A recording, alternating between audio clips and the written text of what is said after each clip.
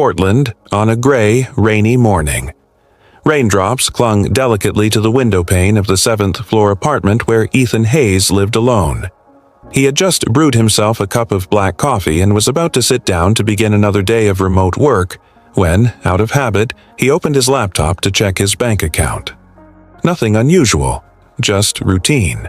But the moment the numbers appeared on the screen, his hand trembled, the coffee sloshing dangerously close to spilling.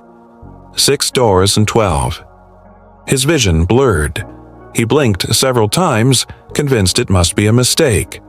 Only days ago, his savings had held over $19,000, money painstakingly built up over years of working as a software engineer, bolstered by holidays skipped and nights out declined, sacrifices made in the name of discipline. He logged out, logged back in. The result did not change. A long list of transactions scrolled down the screen. Unfamiliar charges, all drained away in less than 48 hours. His heart pounded against his ribs. Ethan drew a shaky breath and called the bank immediately. After a series of verification questions, the representative informed him that the logins had come from a familiar device, the family computer in his parents' home. At once, a name flashed in his mind: Olivia. His lips went dry. He shut the laptop, threw on his jacket, and rushed outside, letting the cold rain whip across his face. He splashed through dirty puddles without a second thought, his mind consumed by a single, unshakable impulse. He had to confront them. The old family house stood in the suburbs, its porch sagging, the front garden overgrown and untended. He knocked, the sound of a television filtered through the walls, followed by laughter. Familiar, casual, like nothing had happened. Olivia opened the door. She looked as polished as ever, her hair in glossy curls, nails painted a striking red. Beside her stood Victor, his brother-in-law, eyes heavy-lidded, the sour tang of alcohol drifting off him. "Well, Ethan," Olivia drawled, her smile sharp with mockery. "Perfect timing. We're just sitting down to dinner." Ethan didn't answer. He stepped past her into the living room, scanning the space. His mother, Margaret, sat in an armchair knitting calmly. His father, Thomas, hunched over his phone, not bothering to look up. "What did you do with my money?" Ethan's voice was low, strained, forced through clenched teeth. The room fell silent. For a moment, the only sound was the television murmuring in the background. Then Olivia laughed, high and unbothered. "Oh, so you noticed. We just borrowed a little. Don't make such a fuss." "A little?" Ethan's fists tightened until his knuckles whitened. $19,000. That's what you call a little? Victor leaned back on the sofa, shrugging with lazy arrogance. "We needed it more than you. You live alone. Good job. No real worries. Meanwhile, we've got a child to raise, debts piling up, responsibilities. It's simple math." Ethan turned to his sister, searching her face for any trace of remorse. But Olivia only lifted her shoulders, lips curling in a bitter smile. "Honestly, it's your fault. You left your login details saved on the computer here. What did you expect? That everyone would just politely ignore them? You're too naive." Margaret finally looked up, her sigh heavy not with sympathy but reproach. "Ethan, you're being too sensitive. You have a steady job, no wife, no children, no burdens. What's wrong with using some of your money to help the family through hard times?" Anger surged hot through him. He pressed his nails into his palms to keep control. He looked to his father, desperate for at least one voice of reason. But Thomas merely frowned, muttered a curt "language," and lowered his eyes back to the glow of his phone. No shock, no shame, not a flicker of guilt. They sat there as though this theft was normal, as though his outrage was the only thing out of place. Ethan gave a dry, bitter laugh. "You call this family? You emptied my account without a word, and then you mock me? That isn't family, that's theft." Olivia crossed her arms, leaning back with cool defiance. "Stop being dramatic. Family takes care of each other. You've always been the stable one. We're the ones in need. That's all there is to it." Margaret nodded, as if her daughter had voiced some timeless truth. "You're strong, Ethan. God gave you more so you could share with those you love. Don't turn yourself into someone selfish." Ethan turned, heading for the door. Not one of them moved to stop him. Only Olivia's voice followed him, soft yet chilling. "Don't storm off, Ethan. We'll be needing more anyway." Driving back through the rain, his hands shook against the steering wheel. Outside, the storm pounded relentlessly, each raindrop on the windshield like the strike of a hammer, steady and unyielding. He didn't know whether to rage, to cry, or to scream. But deep in his chest, something cracked, a fracture in the fragile wall of trust that bound him to the people he once called family. He had never felt so utterly, devastatingly alone. Ethan returned to his apartment later than usual. The yellow light in the living room painted long streaks of rain across the window, making everything feel smaller, more constricted. He threw his wet coat over a chair and sank down beside the table, leaning back and cradling his head in his hands as if trying to hold together the scattered fragments of thought. The city night was a slate wash. The rain tapped a steady, relentless rhythm that blurred present and memory. Sleep would not come. Images from the evening kept looping. Olivia's careless face, Victor's mocking laugh, his mother's soft reproach that sounded more like a verdict. With his eyes closed, he let the past flood him. And it became clear that tonight was not an isolated accident, but the climax of a long pattern in which he had been cast into a role he had never chosen. The family provider. The first times had seemed harmless, the next times followed by habit until the pattern hardened into expectation. Ethan replayed it all like an old film, scene after scene. Each request delivered in a quiet, urgent voice, each promise of repayment that never came, each look that assumed everything was simply owed. He remembered the first occasion just after graduation, young and proud to be independent. Olivia called one evening, halting. "They say they'll cut it off. Can you help? It's only $80. Her voice was gentle and pleading, as if it were a small favor. Ethan, buoyed by youthful optimism and the belief that family was for sharing, transferred the money at once. Just this once, he told himself. But just once became the summons to habit. A phone bill led to the internet bill, then to extra tuition for Olivia's daughter, then to 100 nameless small expenses. Each time there was a reason, a pleading tone, a pledge that this would be made right.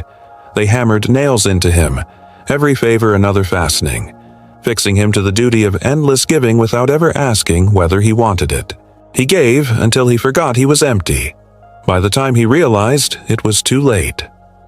When Victor lost his job, the family faced crisis, not with austerity but with the same reckless comforts, expensive wine, bets on football. Olivia brought Victor to see Ethan, eyes shining to elicit sympathy. "We're really struggling," she said. "Can you cover Victor's rent this month? Just this once. He'll have interviews soon." Ethan softened. He believed helping was the right thing to do and handed over months of savings like a lifebuoy. Victor took it without looking, muttered a perfunctory thanks, and slipped back into his old ways. The next month they came again, and the next. Giving to them became as automatic as breathing, a conditioned reflex. The thing he regretted most was the trip to Europe he'd dreamed about for years. He had saved, made plans, pictured himself beneath the Eiffel Tower, the smell of fresh bread, the lightness of a life not always weighed down.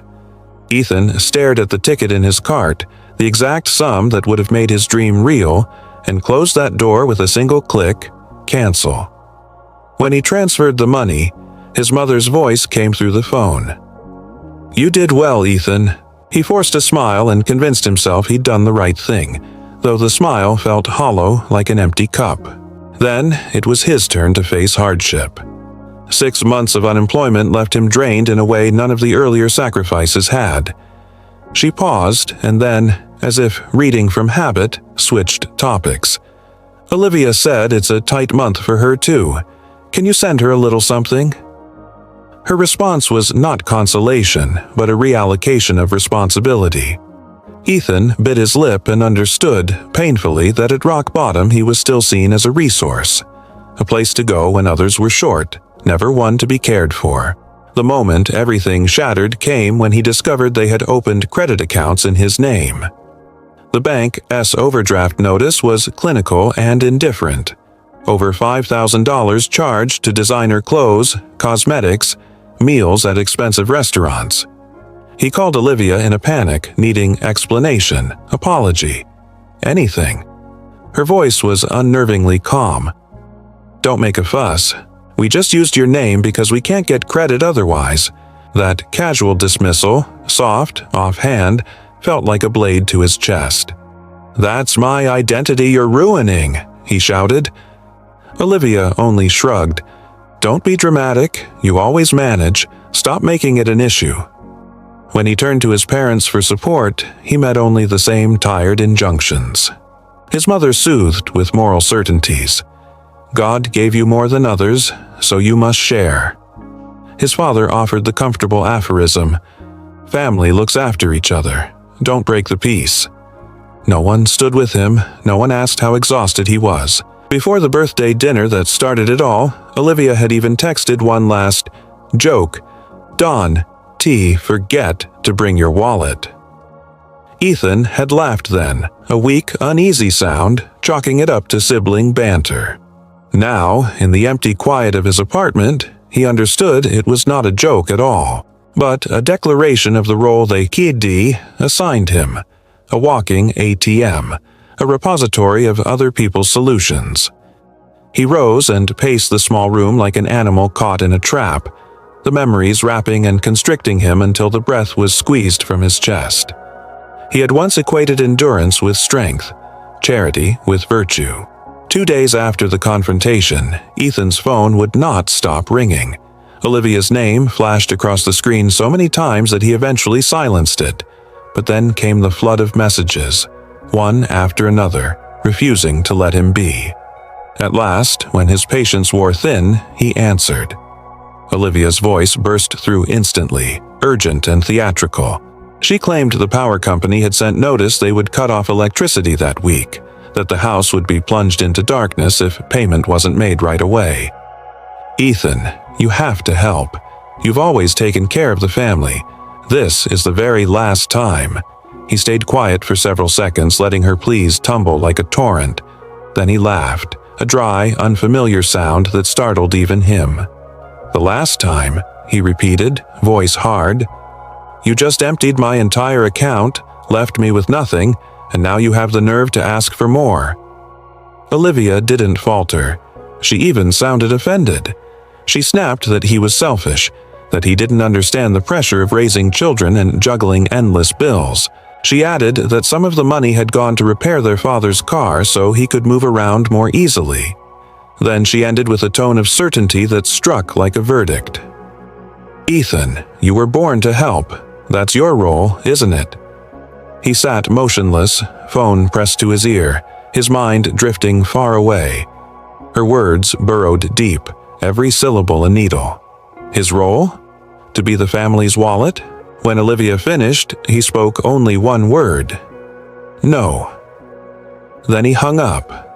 That night, Ethan lay on his bed, staring wide-eyed at the ceiling. The darkness in the silent apartment felt heavier than usual. The city's sounds, traffic, horns, the occasional shout, faded into distance. All he could hear was his heartbeat, urgent and uneasy. He thought about the years behind him, about how many opportunities and dreams he had abandoned just to keep others afloat. The meals of plain rice and eggs, the canceled trips, the credit debt he had worked himself ragged to repay. All traded for his father's silence, his mother's assumptions, and Olivia's casual mockery. Why had he let it go on so long? Why had he convinced himself that helping family was noble, even while feeling deep down that he was nothing but a tool? Was it fear of losing what he called a home? And if so, had a home like that ever truly existed? He remembered his mother's eyes that night, void of empathy, filled only with blame. Olivia's smirk as she admitted draining his account. His father's mumble, a single dismissive word about tone, with no concern for his son's pain. The images circled endlessly, pressing against his chest until he could hardly breathe. He turned over, pulled the blanket over his head, but the memories crowded in still. In that moment, Ethan understood a cold truth. They had never seen him as a brother, a son, or even as a person.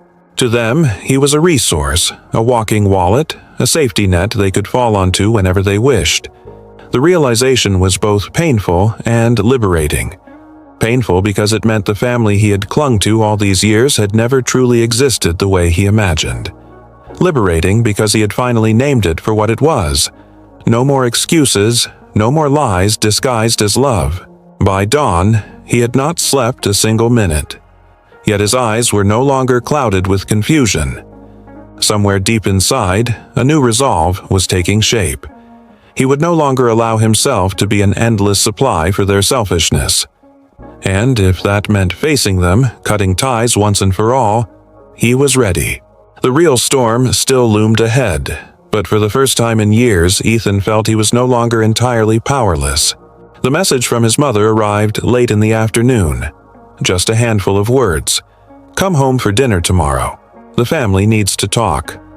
Part of him wanted to ignore it, but another part urged him to go, as though this dinner might finally close a chapter that had dragged on far too long. It looked the same as always. The faded porch roof, the weathered wooden windows, a weak yellow glow spilling out. His steps were slow, weighted. The moment he opened the door, the familiar smells rose to meet him. Broth simmering, braised fish, freshly cooked rice. Scents of his childhood, but instead of warmth, they pierced his chest with an ache. His mother sat stiffly, her eyes cold as though testing whether he would dare refuse this meal. "Sit down, Ethan," his mother said. He pulled out a chair and sat. For a few seconds, silence held the table, broken only by the faint clatter of dishes. Olivia was the first to break the quiet. "I know there have been misunderstandings," she began, her tone straining to sound gentle. "But we're family. We should talk things through. Money. It's always meant to help each other, right? You've always taken care of us." Olivia faltered, then let out a thin laugh. "You're making it sound worse than it was," his mother cut in, her tone firm, unyielding. "Ethan, you're a man. You should be generous. Olivia is your sister. She's raising a child alone, her husband gone. Don't you feel for her?" He turned toward her. "Have you ever once thought about me? Or in your eyes am I nothing but a wallet to be emptied?"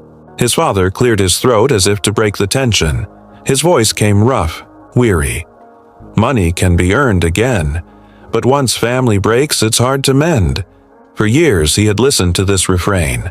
A son must sacrifice, must bear, must yield. But never once had anyone asked what he wanted, what he needed, or how exhausted he had become. "I've been carrying that weight for years. I've paid bills, covered debts, handed over money until nothing was left, or just contempt and the expectation that I'm nothing but a cash machine. From the day I was born, I've never been seen as my own person, just a tool. When I refused, I was selfish. When I stayed silent, it was taken for granted. How dare you speak to your mother like that?" Gone was the fear of the child he once was. In its place stood the resolve of a man driven to the edge. Silence cloaked the table. Olivia lowered her face, lips pressed tight. His father coughed again but said no more.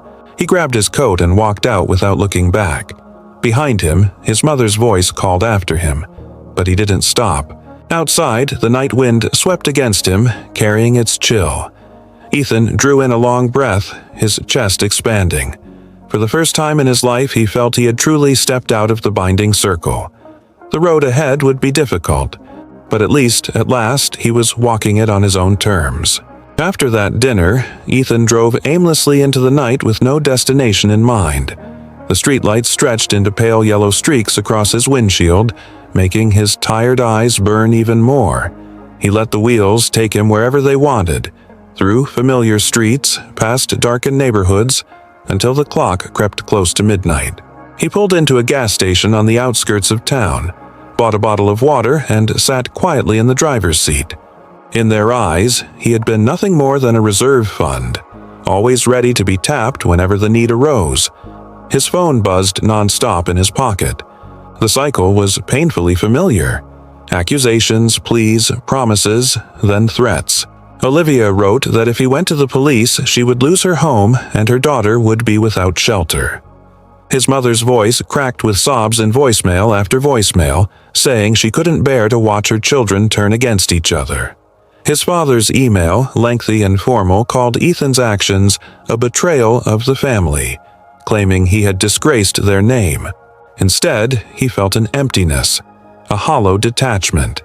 He had heard these words so many times before that they had lost all meaning. What he felt most clearly now wasn't anger, it was separation.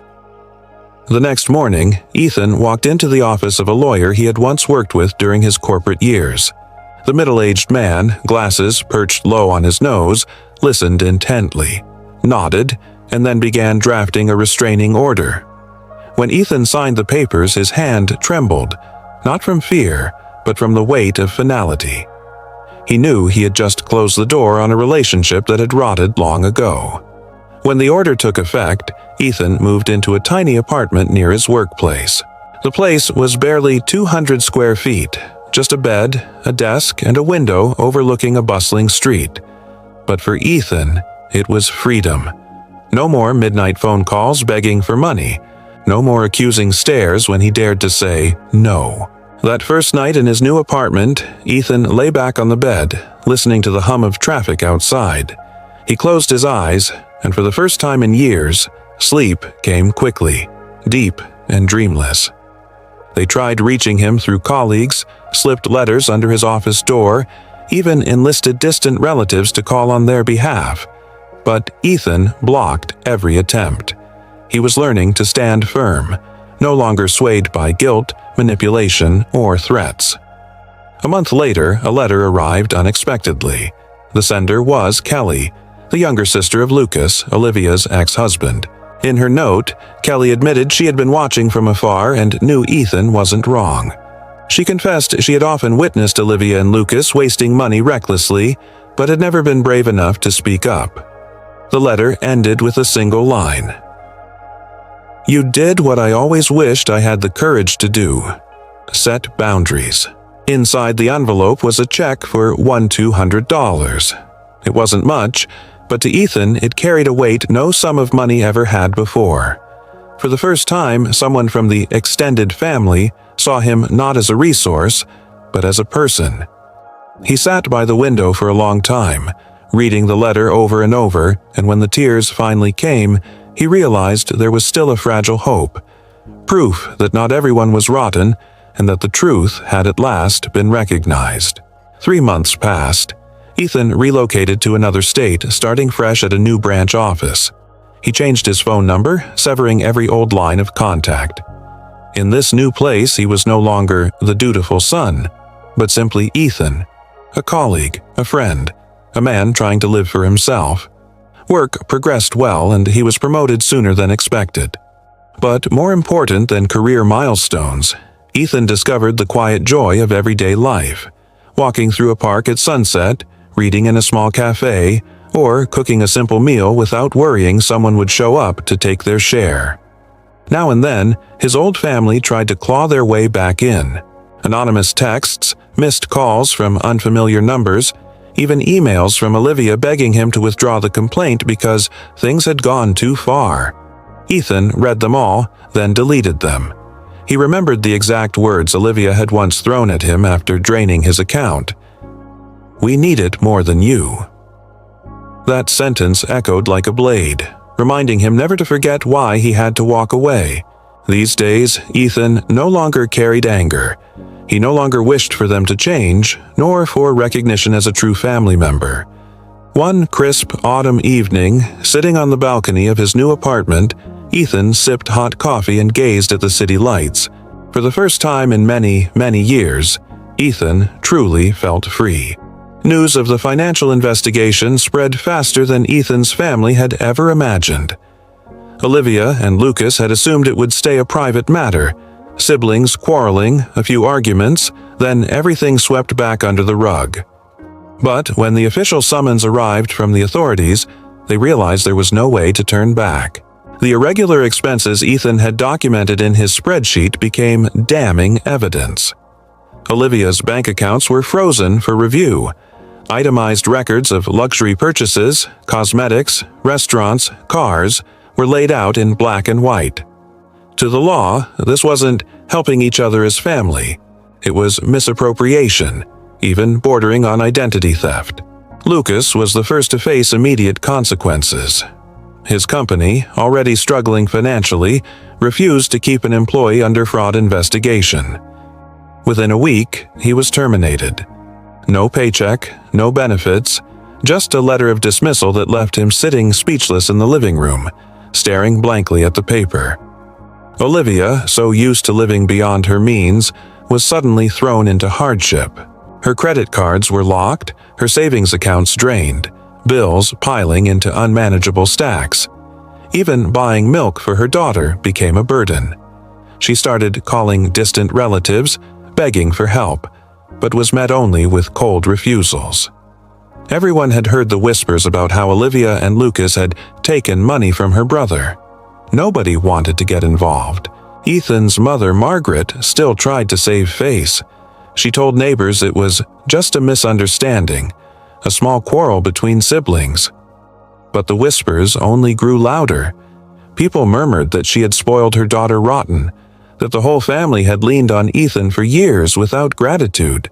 At the market, Margaret felt the sting of sidelong glances, her once proud face etched now with humiliation. Ethan's father, Robert, chose silence.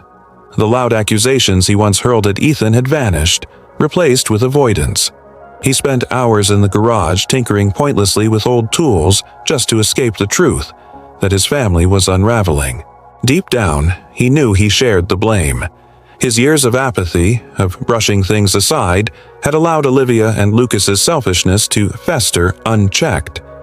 Meanwhile, Ethan's phone filled with bitter messages. Olivia wrote, "You've ruined my life over a few bills. I never thought you could be this cruel." Lucas left a furious voicemail. "You cost me my job. Hope you're happy now that your family's falling apart." Even his mother wept into the phone, pleading, "Ethan, if you withdraw the complaint, everything can be forgiven.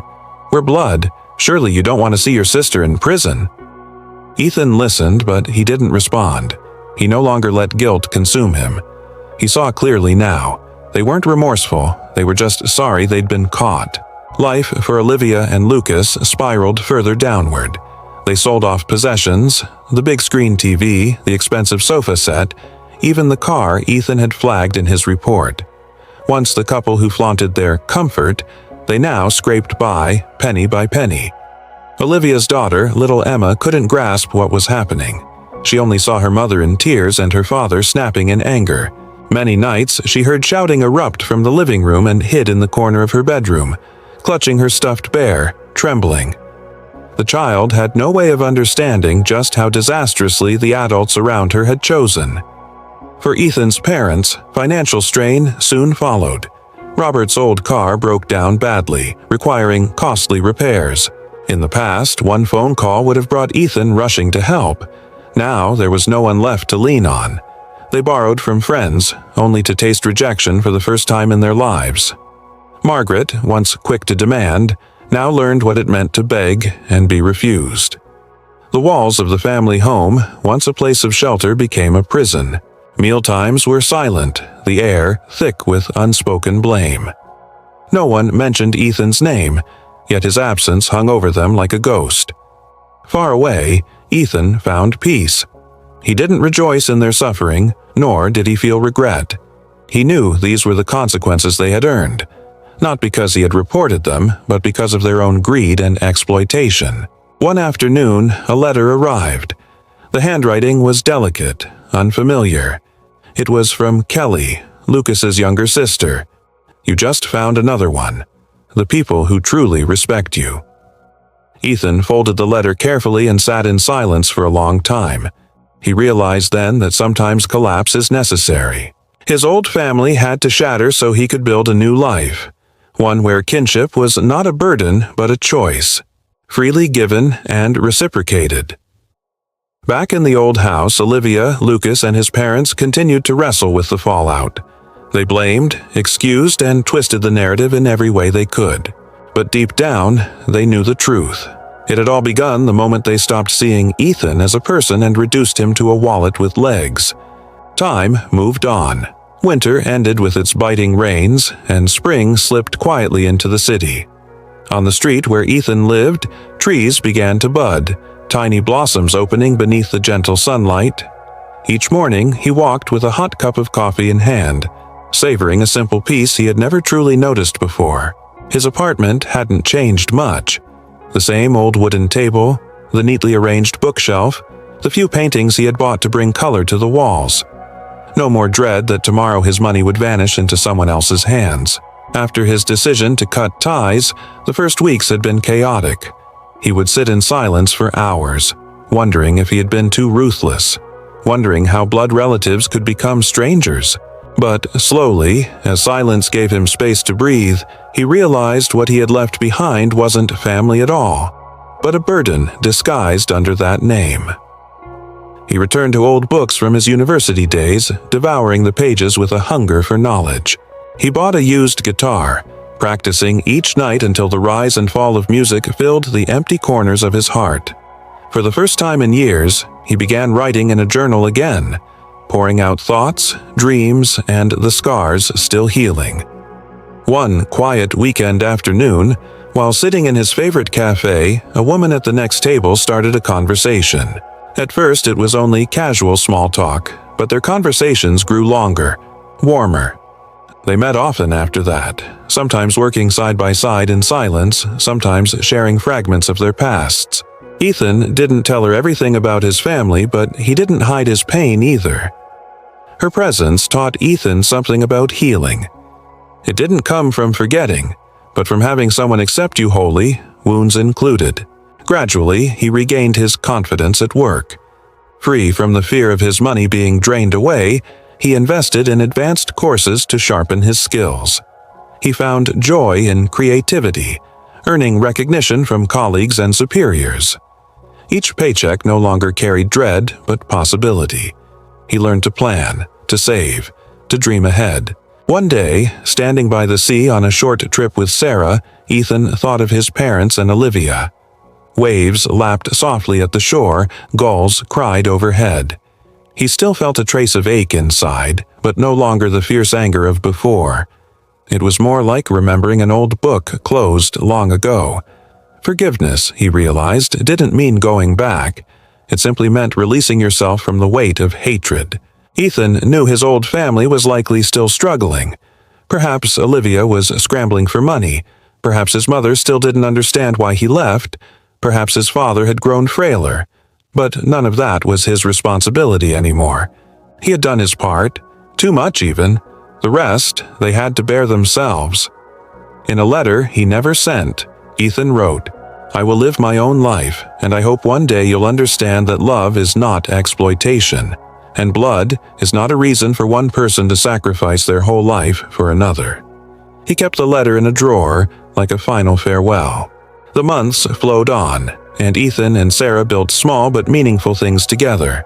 A sunlit room, a little balcony garden, journeys to discover new places. He learned to believe he was worthy of happiness, that the past did not define the whole of him. One morning, as sunlight streamed through his window, Ethan sat at his desk and opened his journal. He wrote, "I am Ethan, a whole person, a soul learning to love itself." In that moment, Ethan knew he had truly stepped into a new chapter.